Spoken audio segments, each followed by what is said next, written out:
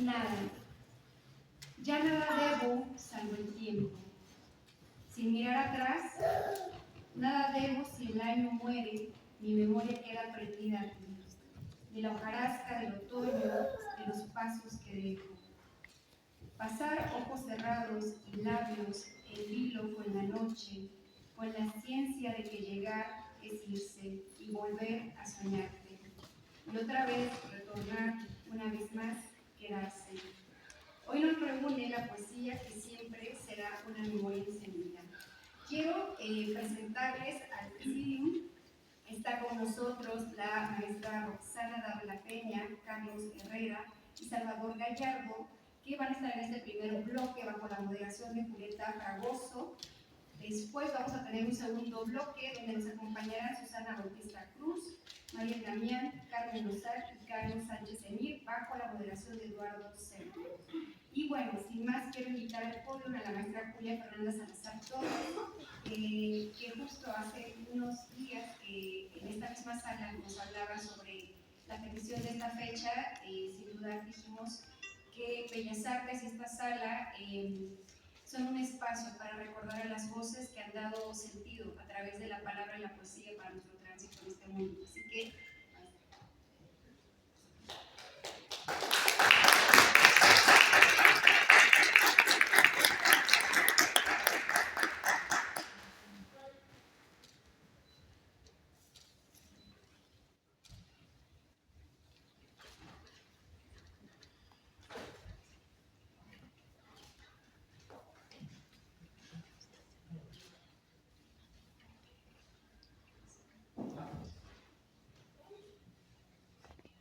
tardes a todos los presentes y público a la distancia.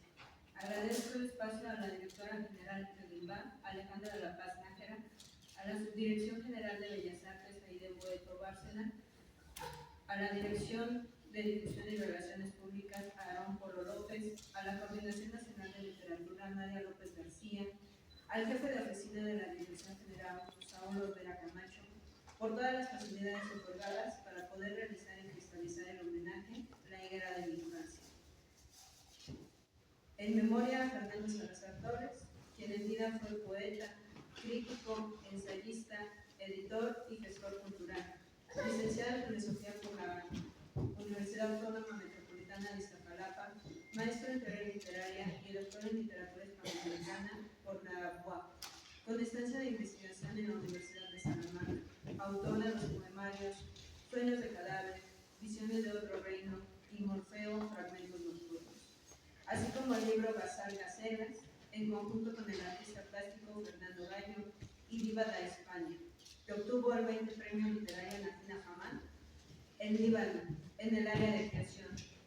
Fue director de la revista literaria Taller IBI. Hoy, en esta sala Manuel M. Ponce del Palacio de Bellas Artes, nos reunimos para celebrar su herencia a la lengua y el lenguaje, del cual sin duda fuiste portavoz.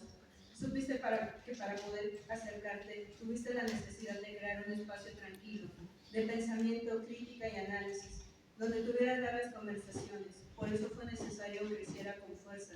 Y entonces concluiste coordinar las mesas Crítica y Pensamiento en México y Guillotina, Encuentro Nacional de Poesía. No conforme con ello, una vez más, vuelves a reunir en una fiesta de letras a poetas tanto nacionales como extranjeros, a los cuales agradezco el tiempo y dedicación a este espacio. Sin duda hoy recordamos a un poeta, pero también a un hijo, un hermano, un amigo, un profesor, un consejero. A nombre de Dios, mi madre, mi hermano y mío, les queremos agradecer por el apoyo que nos brindaron durante el proceso que duró la enfermedad de Fernando.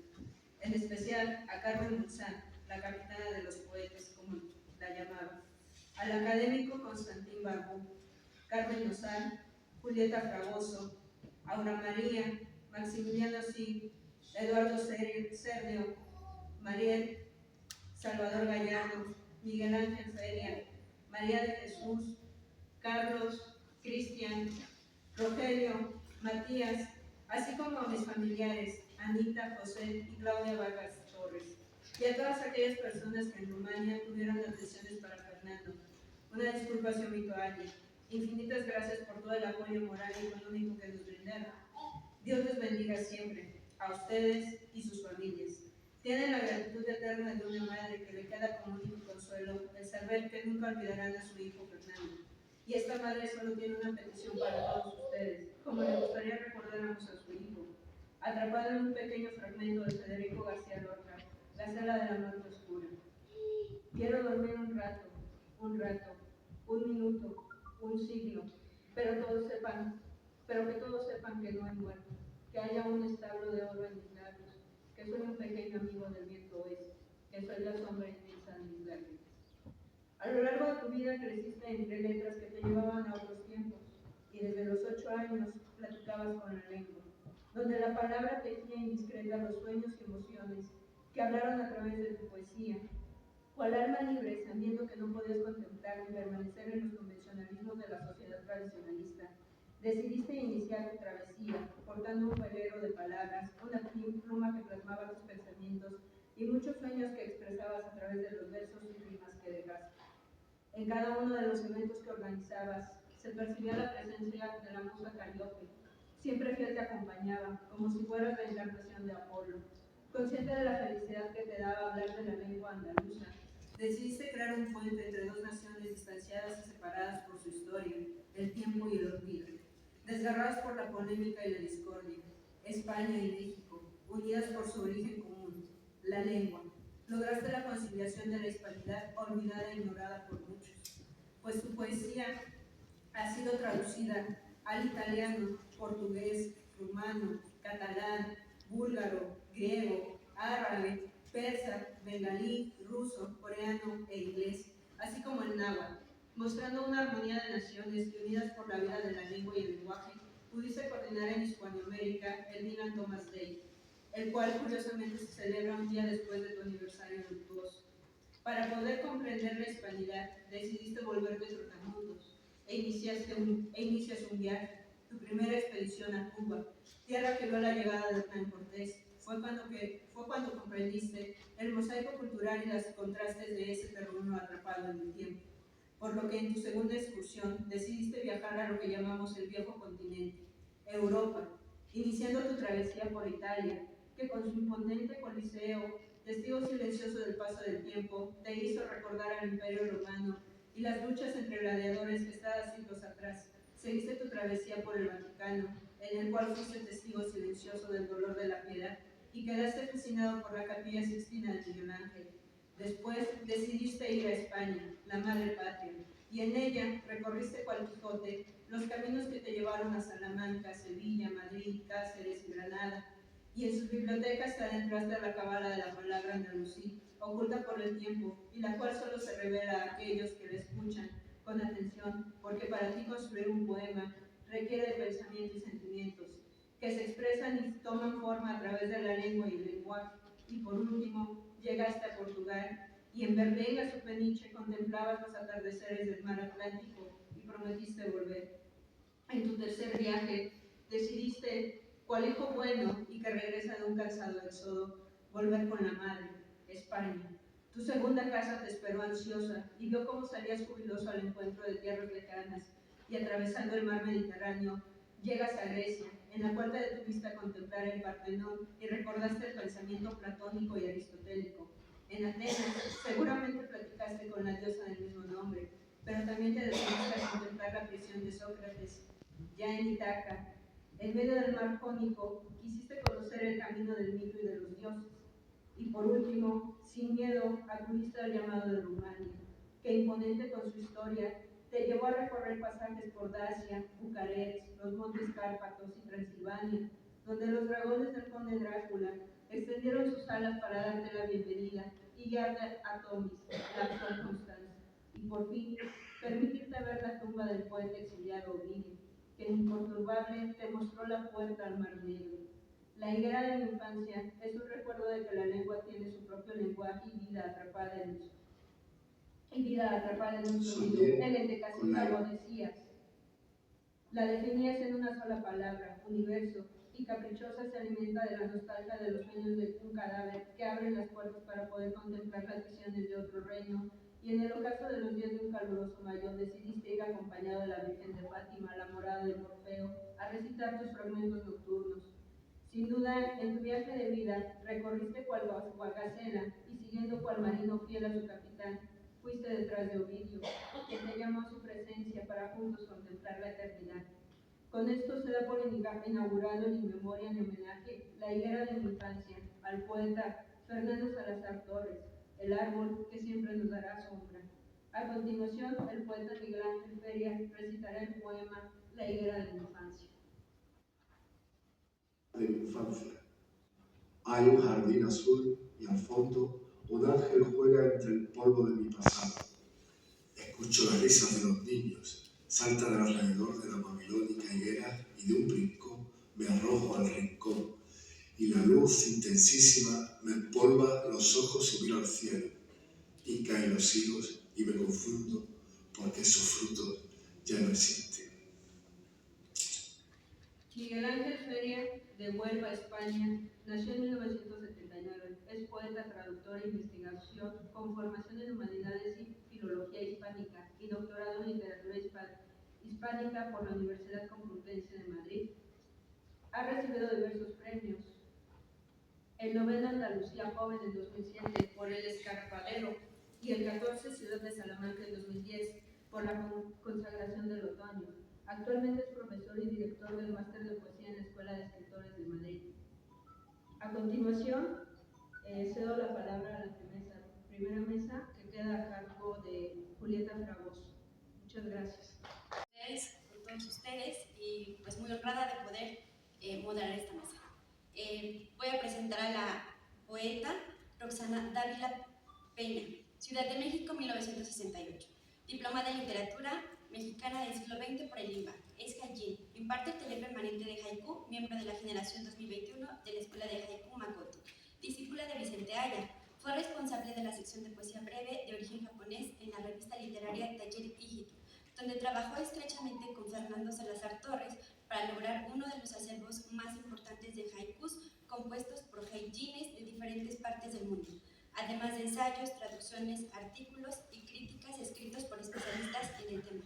Maestra, es un gusto que nos acompañes aquí, te escuchamos. Queridos familiares y amigos de Fernando Salazar Torres y de la Congregación Literaria de la Ciudad de México, seré breve, como muchos colaboradores que engrandecieron con sus creaciones y reflexiones la sección de poesía breve de origen japonés, de la cual fui responsable en la revista literaria Taller Ijitu, dirigida de manera espléndida por el gran poeta, maestro y amigo a quien tanto quisimos. Fernando y algunos de los conocedores de nuestro asunto sostuvimos divertidas y animadas tertulias íntimas. Él nos ilustraba de manera entusiasta y amigable sobre la belleza de distintas formas de literatura de origen japonés que ya están inmersas de manera inevitable y en algunas ocasiones genialmente en las culturas de los muchos países donde se escriben en nuestra lengua y en otros idiomas poemas, ensayos y críticas. Dialogábamos animadamente para ahondar en el estudio inagotable y de infinitas aristas que exige específicamente el arte del haiku. Agradezco a Fernando, de formación filosófica y poética y con gran riqueza intelectual, haber abierto ese espacio para tantos especialistas y creadores, empezando por mi queridísimo amigo Carlos Viveros Torres, Isabel Pose, Elías Rovira, José Coser, Aurelio Asiain y tantos otros poetas que generosos y con cariño genuino fueron aportando sus poemas, traducciones y artículos para contribuir con ese acervo. Celebro que nos haya invitado a acercarnos a los antiguos poetas como si fueran nuestros contemporáneos, para releerlos o para que algunos los disfrutaran por primera vez y para profundizar en ellos. También a los nuevos y más urbanos y en distintos géneros como tanka, senryu, haigun y haiga. Doy gracias por el trabajo de difusión donde con alegría, entusiasmo y amor pude colaborar contagiando el encanto misterioso de la tradición de la poesía breve de origen japonés, en especial del haiku, que es el que más me interesa y al que he consagrado gran parte de mi vida. A un año de su muerte, Fernando Salazar Torres sigue siendo uno de nuestros grandes maestros, no solo por su pasión por la difusión de la literatura, sino por los prodigios que ahondan en la frescura y la gracia de su poesía colmada de recursos. Seguramente se mantendrá desafiando el paso del tiempo. Poemas, delicias que resplandecen y que no tienen precio. Un deleite. Maximiliano, gracias por este homenaje y por la grata sorpresa de que la revista sale de ese letargo. Bravo por la convocatoria y por la labor incansable que eso implica. Gracias por tu generosidad. Con el corazón conmovido me apresuro a terminar y a la familia le digo, nos haces falta, Fer. El amor que pusiste en tu obra ha traído abundante fruto. Qué breve tu vida, qué majestuosa. Que su memoria sea eterna. Muchas gracias. Escuchamos, muchas gracias. Muchas gracias por esta invitación y bueno, pues es para mí un honor estar en este homenaje que bueno, tiene este cariz ambiguo. Por un lado, pues una alegría reunirnos y ver a tanta gente reunida aquí para poder recordar pues, a Fernando y la labor que hizo en un doble aspecto, ¿no? Por un lado como poeta y como creador, y por otro lado también como gran difusor de la cultura, de la poesía, y en verdad pues una de las voces pues, para mí pues cercana de mi generación que pues ayudó a mantener viva esta tradición poética en México y de la juventud, y además conectada, ¿no? Pues con el mundo, ¿no? A nivel internacional, ese carácter de poeta itinerante que también lo acompaña al poeta mexicano, ¿no? Y que es parte también de la tradición y de la universalidad que tiene la poesía mexicana. Bueno, yo, digamos, quise hacer un ejercicio a partir del último libro de Fernando, del libro Morfeo, fragmentos nocturnos, y quise hacer un ejercicio, digamos, como esa última revelación poética que nos deja ahí como una especie de la anticipación a lo que iba a suceder, pero también como una especie de comunicación con nosotros más allá digamos, o desde más allá, se podría decir, ¿no? Desde el otro lado. Entonces, hice un ejercicio, voy a empezar a leer porque no disponemos de mucho tiempo. Espero que les parezca interesante. Es un diálogo con ese libro que está dividido en varios fragmentos, 30 fragmentos, y que propone un recorrido. Bueno, sin más empiezo para no dilatar. Soñé que me soñaría. Así comienza el noveno fragmento de Morfeo, el último libro de Fernando Salazar. Es un poemario breve, conciso, de imágenes fugaces y convincentes, muy lejos de adornos innecesarios o de pesadas reflexiones.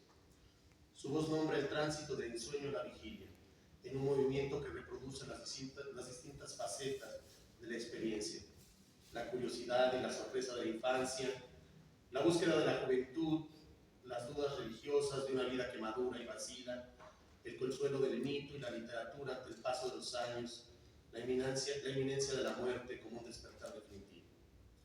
Cada poema está escrito en prosa, pero fluye con la facilidad de la lírica sosegada y rítmica, que nunca se acumula ni se desborda. Al principio el amor es somnolencia, el amor que se aferra y agrede. Morfeo no inicia su recorrido con un ánimo sosegado, sino con una violencia clarividente. El otro aparece invadido por insectos y sus labios sangran.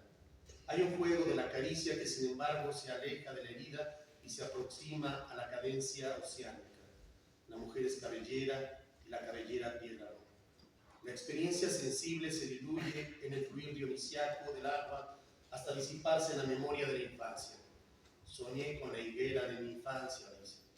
Hay un jardín azul y al fondo un ángel juega entre el polvo de mi pasado. Pasado o inminencia del futuro. La luz es polvo, dice, y el polvo cae a sus ojos. Los higos se desmoronan y ya no hay nada. En el sueño, el insecto es una libélula. Vuela hacia el interior de un libro. La cámara oscura. Una cámara oscura es un reflejo invertido. universos que se niegan al mismo tiempo que son representados. Llegará el instante, dicen, que se apague todo y esta serie de universos persistirá sin nosotros. Las imágenes se dislocan, pedazos de carne repartidos en 3 lienzos rojizos. La trilogía de la crucifixión, Francis Bacon. La carne es muda. Los cuerpos dolientes testifican, pero no hablan. Lo que sigue es el teatro del silencio, en donde monjes medievales tocan arpas que no producen sonidos. El fantasma de Tristán se pasea sin rumbo fijo, desprendido de Isolda. Se supone un amor y una historia que nunca sucedieron. El sueño se ahonda, se atrapa a sí mismo y a la vez se desdobla. Soñé en otro sueño, el sueño de un sueño que soñaba muerto. En dicho sueño el soñador estaba vivo y yo estaba muerto. El soñante se descubre soñando su muerte y siendo soñado. La trampa evidentemente es la de Chuang Tzu, pero en los fragmentos nocturnos la duda se convierte en la pregunta por la vida, no en la del conocimiento. ¿Quién está vivo? Seremos soñados. Esa es la primera conclusión del poema fragmentario. Pero el sueño es siempre una conjetura. El soñante existe como posibilidad y así todos sus productos oníricos. Si solo somos sueños, si solo somos soñados, ¿a qué vida respondemos? ¿Por qué escribo este sueño? Se pregunta con más contundencia Fernando Salazar. Todos somos un sueño. Eso parece insinuar el bosque en su jardín de las delicias. El sueño fragmentario lo sueña como un juego del Dios soñante. Dios produce todo en su sueño. Pero si es solo un sueño, entonces, en ese caso, Dios no es Dios y la eternidad deja de tener sentido. El viento lo barre todo. Un cierzo huracanado arrastra con los recuerdos desperdigados por las ciudades. Es la imagen del diluvio convertido en un ciclón de nombres olvidados. En la isla, el soñante habita con unos cuantos viejos, sobrevivientes de otro diluvio y de la sombra de la marea crecida en la que se ha convertido la presencia de lo inconsciente. Se hunde en el mar, pero el mar da a luz a la muerte. La muerte viene marcando el paso, dice. Nos advierte con un susurro premonitorio. Nada corresponde a su esencia. Hay un pájaro que no vuela, un pez sin árbol, un árbol sin raíces. Un Cristo Pantocrátor bendice su creación dislocada a la mitad de un patio que puede ser la de la vieja higuera. Solo se sienten sus heridas de clavos. Reinicia la creación. En el principio Dios creó los cielos y la tierra, y la luz fue una, y todo fue de repente uno, día y tarde en un complemento perfecto. De nuevo la infancia. Pero ahora envuelta en la ilusión del arquetipo, Hermann Hesse lee Narciso y Volmundo frente a la tumba de Diótima. Las referencias se amontonan. Ya no es la ingenuidad de la imagen, sino la búsqueda de la palabra y la expresión. En vano se espera a Beckett, que un día llega desprevenidamente al sitio de esa cita imposible. Anuncia lo evidente. Godot estuvo allí, pero nadie lo reconoció. En el sueño se despierta la inminencia prescrita de su aparición en el Valle de los Necesitados. Y así aparece la poesía, anticipación de la muerte. Poirot derrama su poema vertical sobre nosotros. Alguien está muriendo. Podría habernos hablado con otras palabras, cito a Poirot. Pienso que en este momento tal vez nadie en el universo piense en mí, que solo yo me pienso, y si ahora muriese, nadie ni yo me pensaría. Comienza la marcha del adiós. El protector es el árbol de las cenizas. En la mano hay fragmentos de fotos sepias desdibujándose ante la mirada. La vida tiene la forma de imágenes diluidas y cenicientas. Soñé con el viaje de mi despedida, al instante que volvióse una de las imágenes que de mis manos se desprendía bajo el árbol de las cenizas. De nuevo las imágenes, la negra conflagración de Goya, las reflexivas premoniciones ignotas del Bosco, los enigmas de Durero y la clara manera de Tiziano, dice Fernando. Recorre el Museo del Prado y sabe por un instante que no es su sueño. Una estatua de sal, Sodoma de ruina. La estatua persiste porque persisten los anhelos humanos y sus fuegos vanos. El siguiente sueño es el del vacío. Hay nada, y esa nada conduce a una pequeña puerta metálica. Necesario cruzar el umbral. En la estancia encuentra un ropaje de gala para la eternidad. Todo es recuerdo. Ya no hay lugar, dice. Toca el sudario de Jesús, pero no se atreve a vestirlo. Despierta. le ordena el hacedor, y a su manera lo hace por primera vez. Dice Fernando: soñé con la última fecha de mi vida, y era el mismo día de siempre, igual el raso viento girando, fijo el trote de la gente yendo y viniendo de un lugar a otro, sin pausa, semejante al mediodía que se fragmenta en su sol, siempre el mismo día, repitiéndose invariablemente. Continúa el descenso, hay un clavel casto y un lirio áureo y un iris de agua que absorbió los sueños y los resumió en otro sueño distinto y lejano. Despierta. Después de todo, si existe la muerte. Hemos recorrido su sueño y su fin. El sueño de Fernando Salazar, que predijo su muerte y su elevación. Y en estricto cumplimiento de su condición poética, hoy estamos aquí reunidos soñando su sueño. Gracias. Pues toca presentar al maestro Salvador Bernardo Cabrera. Escribe poesía y ensayo.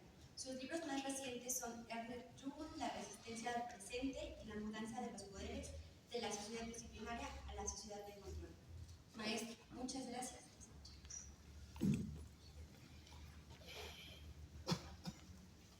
Estas pocas palabras son para la señora madre de Fernando, para Julia y para Max.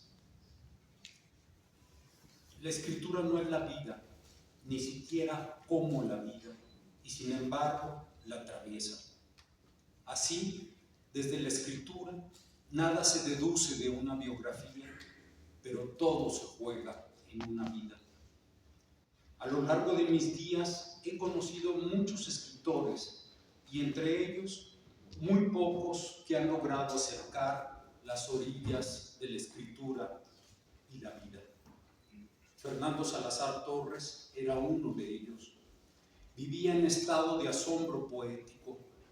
Sus trabajos en la revista Ígitu, sus proyectos de coloquios, encuentros y conferencias, sus investigaciones literarias y cursos, lo realizaba con un ánimo que hay que calificar de poético. La generosidad al lado de la concentración, la invención aliada al rigor luminoso, la fuerza de pensamiento interceptada siempre a los trayectos de todos los días. Fernando vivía en la poesía. Incluso en las conversaciones más triviales introducía una imagen o una atmósfera poética. Las descripciones que me fue enviando conforme avanzabas en su último viaje a Europa eran en ocasiones poemas en prosa. Y luego, cuando la enfermedad nos alcanzó al mismo tiempo, me enviaba mensajes por WhatsApp de un gran aprecio por las cosas del mundo, plenos de optimismo y de ánimo poético. Por eso, su muerte no puede verse sino a través de su vida. Algo que muy pocos logran. Y por eso también no podemos hacer como esos profesionales en necrofilia que van repitiendo: el mundo es más triste y pequeño ahora. No, el mundo es más amplio y bello porque Fernando vivió y escribió entre nosotros. Buenas tardes tengan todos ustedes. Es un gusto poder estar aquí en este merecido homenaje a nuestro querido amigo y poeta Fernando Salazar Torres. Nos acompañan distintos escritores, amigos también de nuestro querido homenajeado, Carlos Sánchez Emir, Carmen Nosal, Mariel Damián y Susana Bautista están aquí con nosotros. Vamos a empezar con Carlos Sánchez Emir. Carlos Sánchez Emir es autor del libro Tan pronto de mañana, editado por Sangre Ediciones, y una canción pavimentada, editado por Medusa Editores. Perteneció a la revista literaria Taller Literario Ígitu y a la Congregación Literaria de la Ciudad de México. Adelante, Carlos, muchas gracias. Hola, ¿qué tal? La verdad es que es un enorme gusto estar acá y también es un momento bastante difícil. Yo comentaba que parece que en algún momento estamos todos reunidos, tuvimos diferentes encuentros, presentamos la revista, haciendo lecturas, parece que en un momento va a llegar Félix y esto Paso a dar algunas notas de lo que vivimos en Iritur, lo que hicimos con Diótima. Uno no se da cuenta de lo extraordinario que uno hace, que uno presencia cuando está en el momento. Creo que justo el futuro te da la certeza de lo que pasó, fue casi un sueño, un Edén, y voy a ir. Una de las últimas publicaciones de Facebook de Fernando, donde me etiquetó, donde etiquetó a Eduardo, era un evento en el que estuvimos sobre Arequis. Después del evento que fue la Feria del Libro, para la Minería nos fuimos a una cervecería carlina que era muy usual de nosotros, que se llamaba Furtado. Y él puso esta frase que decía: siempre hay que estar presentable incluso ante la cita con la muerte. Creo que lo que todos recordamos a Fernando era la manera tan peculiar de vestir, de tratar a las personas, de ser él. Tenía algo diferente, ¿no? Creo que eso era algo que estaba muy marcado en él. Y lo traigo a cuenta por una anécdota que por ahí me gustaría empezar. Es, en algún momento, cuando hicimos una lectura en la Cámara de Diputados, y después de que nos dieron comer muy poco, porque no había recursos, por fortuna, María Vázquez Valdés, extraordinaria poeta, nos llevó por un pozole, ¿no? A cada uno. Entonces, por fin los poetas nos sentimos laureados y pues, ahora sí nos dieron pozole, ¿no? El chiste es que Fernando ese día se ensució una camisa blanca, extremadamente blanca, y a pesar de estar en 29, 30 grados, se puso el saco y anduvo de saco a esa temperatura. De esa manera era su idea de estar presentado. Y así fue porque íbamos a muchos eventos, hacíamos lecturas en lugares que hoy me parece imposible que hoy estemos en esta sala de Bellas Artes. Me parece un gran homenaje a Fernando, porque buscó tanto la Cámara de Diputados, ferias de libros, diferentes museos, y alguien me preguntaba, ¿cómo le hacen? No tengo idea. Fernando, Max, Eduardo, son unos tipos, unos genios, que íbamos, quizá para que nos abrieran estas puertas casi siempre de saco, de corbata, zapatos boleados. Pero bueno, empiezo por el génesis. Después de tener un taller literario, lo que se nos ocurrió fue hacer una revista y después hacer un evento de poesía llamado Diótima. Este taller dio su primera lectura en Feria del Libro del Zócalo el 16 de octubre de 2017. Después, el siguiente año, estamos presentando una revista. A lo que voy es, en solamente un año planeamos esta revista. Hoy creo que no podemos dimensionar cómo lo hicimos, los contactos que tenía Fer, el increíble ímpetu que tenía. Y es que Fer fue una persona de una tremenda pasión por la vida, por la literatura, como pocas veces yo he visto. Creo que muchos de los que están acá conocieron la beta, sobre todo al final de la poesía árabe. Pero esa fue la última. Yo cuando lo conocí, todo era poesía vanguardista. Y entonces lo mejor del mundo, y además te convencía, era la poesía vanguardista. Tienes que leer a los excedentistas, tienes que leer los contemporáneos, sobre todo a Abel Urrutia. Esto es lo que vale la pena. Ya te convencía, decía, la poesía romántica, los alemanes, Novalis. Y entonces todas las mesas iban en torno a eso. Que de pronto nos contaba la teoría del poeta romántico, el poeta sentimental.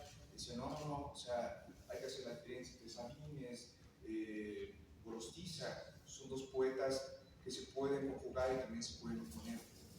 Y ya cuando estábamos en ese momento, sale la poesía belga. Y de pronto es como, poesía belga, o sea, ¿quién la traduce? ¿Quiénes están? Y era una pasión totalmente tremenda. Y así, un día llegó también con la poesía árabe, que además conjugó con la pasión que tiene Eduardo también por el Islam, y con Max por la poesía hebrea, el mundo judaico. Y puede ser quizá como el más pequeño de esta cofradía, es el hermano más pequeño, por así decirlo. Para mí siempre fue una admiración por ellos, por Fernando, y quiero terminar con algunas cosas que le admiré mucho. Sobre todo fue su generosidad. Hoy hablábamos que quizá Fernando es el que inicia esta generación, y la terminan quizá los autores de los 2000, pero tanto para el autor un año más joven, después de él como el autor que venía escribiendo en los 2000, que además publicaba en Íñigo sus primeros poemas, y es que es algo que hoy, en serio, que no hay manera de repetir, es una publicación de Íñigo en ese momento llegaba a las 100 reacciones y se compartía 50 veces, o sea, era tremendo. En serio que hoy me parece todo parte de un sueño, de una epopeya, y pues nada más quisiera terminar con esto, de que creo que muchos nos conocemos gracias a Fernando. Fernando nos unió y qué maravilloso, qué lindo que en este recinto, aquí en Bellas Artes, una vez más nos vuelva a reunir. Muchas gracias. Cuando nos comentas acerca de esta óptica multidisciplinaria y estos asombros de Carlos, de Fernando, me acuerdo, Carlos, precisamente de unos versos de Hugo Gutiérrez Vega, que se refiere precisamente a José Carlos Becerra, cuando muere, un poeta muy joven también, y le dice: llegabas a tu casa siempre con un asombro nuevo, ¿no? Los ojos llevabas siempre un asombro nuevo. También era cierto, también me recuerdo en España me llamó a decirme: ahora lo que vamos a hacer va a ser un dossier de poesía rusa, ¿no? Y decía: ahora contemporánea, ya tenemos el literatura, ¿no? Era fascinante, Fernanda, era fascinante. Vamos a seguir con Mariel Demian. Por favor, Demian, muchas gracias. Voy a leer tu pequeña semblanza. Es una poeta nacida en Ciudad de México, estudió lengua y literaturas hispánicas en la Universidad Nacional Autónoma de México y biología en el Instituto Politécnico Nacional. Fue coordinadora de literatura en el Instituto Politécnico Nacional y locutora del programa Vida y Letras en Radio IPN. Ganó el tercer Premio Internacional de Poesía en la ciudad de Muñeca, en España, en 2020. El IPN le otorgó distinción al mérito politécnico con el diploma a la cultura. Y en el 2023 obtuvo el Premio Nacional de Locución en la categoría Cultura de Radio. Actualmente es responsable del Centro de Creación Literaria Javier Villarrutia de Limba. Muchas gracias, María. Hola, ¿qué tal? Bueno, al igual que mi querido amigo Carlos, debo empezar diciendo que me es muy difícil estar aquí